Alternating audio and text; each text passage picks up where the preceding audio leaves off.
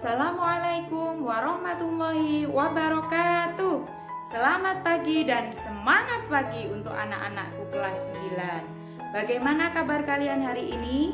Ibu berharap kalian semua dalam keadaan sehat, selalu diberi keselamatan dan dilindungi oleh Allah Subhanahu wa Ta'ala. Amin. Karena kondisi saat ini yang tidak memungkinkan kita untuk bertatap muka, maka pembelajaran kita laksanakan secara daring atau dalam jaringan online. Tetap semangat ya anak-anak, meskipun kita belajarnya dari rumah. Sebelum memulai kegiatan pembelajaran hari ini, mari kita berdoa terlebih dahulu supaya ilmu yang kita dapatkan bermanfaat. Berdoa dimulai.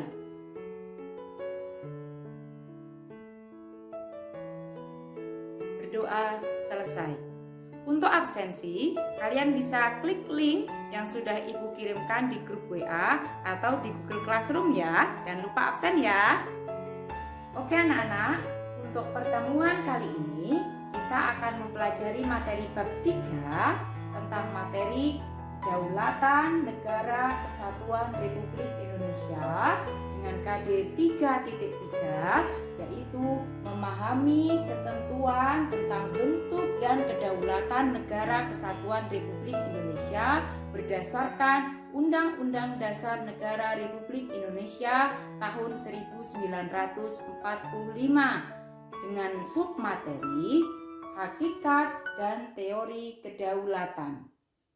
Adapun tujuan pembelajaran kita kali ini, setelah mempelajari materi ini, kalian diharapkan mampu untuk 1. Mengidentifikasi pengertian kedaulatan. 2. Mengidentifikasi sifat-sifat kedaulatan. 3.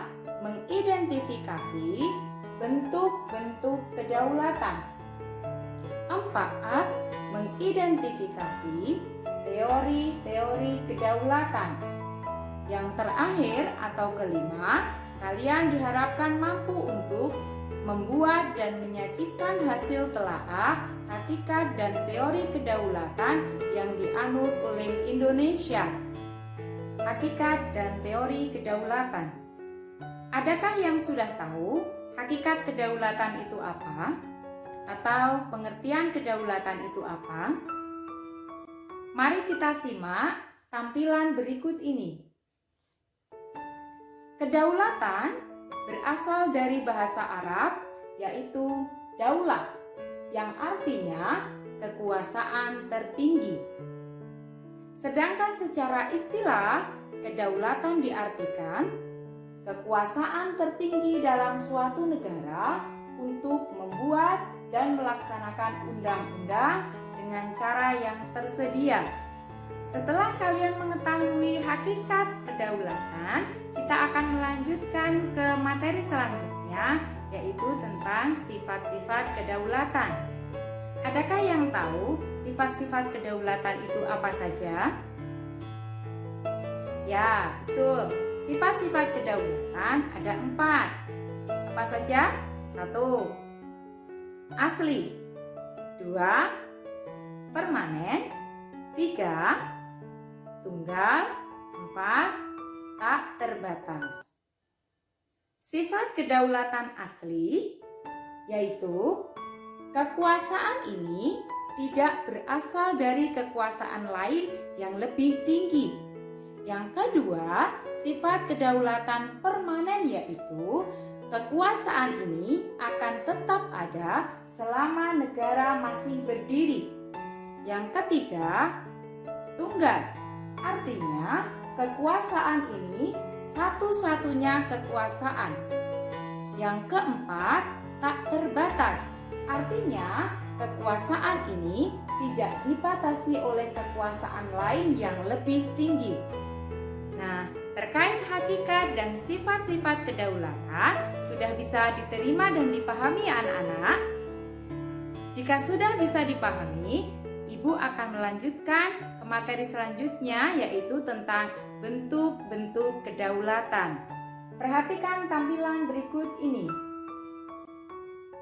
Bentuk kedaulatan dibagi menjadi 2, yaitu kedaulatan intern dan kedaulatan ekstern, atau kedaulatan ke dalam dan kedaulatan keluar. Nah, anak-anak, adakah di antara kalian yang sudah tahu perbedaan antara kedaulatan ke dalam dan kedaulatan keluar itu apa? Mari kita ulas bersama-sama apa yang dimaksud dengan kedaulatan ke dalam dan apa yang dimaksud dengan kedaulatan keluar. Kedaulatan ke dalam adalah kekuasaan negara untuk mengatur negaranya sendiri berdasarkan prakarsanya sendiri tanpa campur tangan dari negara lain atau tanpa tekanan dari manapun. Sedangkan kedaulatan keluar adalah kekuasaan negara untuk mengadakan hubungan kerjasama dengan negara lain tanpa ada tekanan dari pihak manapun. Mari kita ulas bersama-sama apa yang dimaksud kedaulatan ke dalam atau intern dan apa yang dimaksud dengan kedaulatan keluar atau ekstern. Kedaulatan ke dalam atau intern diartikan bahwa bangsa yang merdeka memiliki kekuasaan untuk menyusun dan mengatur organisasi pemerintahan sendiri menurut kehendak bangsanya sendiri, serta kekuasaan untuk mengelola semua yang ada di wilayahnya yang mengandung sumber daya alam baik di darat, laut maupun udara untuk kemakmuran rakyatnya tanpa campur tangan negara lain berdasarkan peraturan perundang-undangan yang berlaku. Sedangkan kedaulatan keluar diartikan sebagai kekuasaan negara untuk menjalin hubungan kerjasama dengan bangsa lain tanpa terikat oleh kekuasaan lain. Selanjutnya, kita akan mempelajari materi teori-teori kedaulatan. Menurut para ahli ketatanegaraan, teori kedaulatan terdiri atas 5 macam teori. Apa saja anak-anak? Perhatikan tayangan berikut ini. 1. Teori kedaulatan Tuhan. Kedua, teori kedaulatan Raja. Yang ketiga adalah teori kedaulatan negara. Yang keempat, teori kedaulatan hukum. Yang kelima adalah teori kedaulatan rakyat. Selanjutnya kita akan mengulas bersama-sama teori-teori kedaulatan ini. Yang pertama yang akan kita ulas adalah teori kedaulatan Tuhan. Apa yang dimaksud dengan teori kedaulatan Tuhan? Simak tayangan berikut. Teori kedaulatan Tuhan adalah teori yang beranggapan bahwa kekuasaan raja itu berasal dari Tuhan. Yang kedua adalah teori kedaulatan raja. Menurut teori kedaulatan raja, kedaulatan negara terletak di tangan raja sebagai penjelmaan kehendak Tuhan. Teori yang ketiga adalah teori kedaulatan negara. Menurut teori ini, kekuasaan pemerintah bersumber dari kedaulatan negara. Negara dianggap sebagai sumber kedaulatan yang memiliki kekuasaan tidak terbatas. Teori yang keempat adalah teori kedaulatan hukum.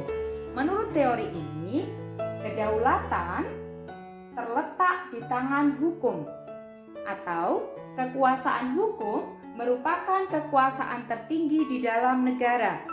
Dan yang kelima atau terakhir adalah kedaulatan rakyat. Berdasarkan teori kedaulatan rakyat, rakyatlah pemegang kekuasaan tertinggi dalam sebuah negara. Rakyat memberikan sebagian hak-haknya kepada pemerintah untuk dijalankan sesuai dengan peraturan perundang-undangan yang berlaku. Demikian tadi materi kita hari ini.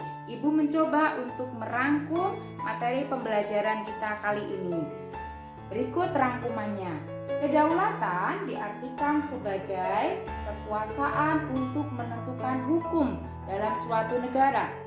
Adapun sifat-sifat kedaulatan terbagi menjadi 4, yaitu asli, permanen, tunggal, dan tak terbatas. Selanjutnya terkait dengan bentuk-bentuk kedaulatan terbagi menjadi dua, yaitu kedaulatan ke dalam atau intern dan kedaulatan keluar atau ekstern. Kedaulatan ke dalam bisa diartikan sebagai kekuasaan negara untuk mengatur negaranya sendiri berdasarkan prakarsa sendiri dan tanpa campur tangan dari negara lain.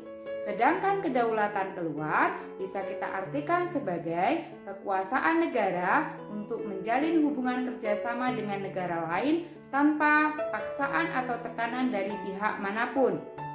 Kemudian yang selanjutnya adalah terkait dengan teori-teori kedaulatan. Teori kedaulatan terbagi menjadi 5. Apa saja? 1. Kedaulatan Tuhan, kedaulatan raja, kedaulatan negara, kedaulatan hukum, dan kedaulatan rakyat. Itulah tadi pemaparan materi, hakikat, dan teori kedaulatan beserta rangkumannya. Untuk memperdalam pemahaman kalian tentang materi ini, Ibu sudah siapkan tugas pada LKPD yang sudah Ibu share di Google Classroom dan linknya sudah Ibu share di WA grup kalian. Silakan nanti kalian kerjakan LKPD ini secara berkelompok. Silakan gunakan kolom diskusi pada Google Classroom untuk mendiskusikan tugas ini.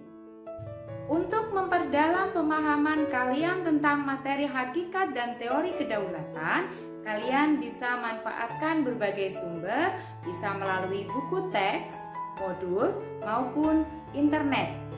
Dan setelah menyimak video ini, silakan kalian login ke laman Google Classroom kalian untuk mengunduh LKPD yang sudah Ibu unggah.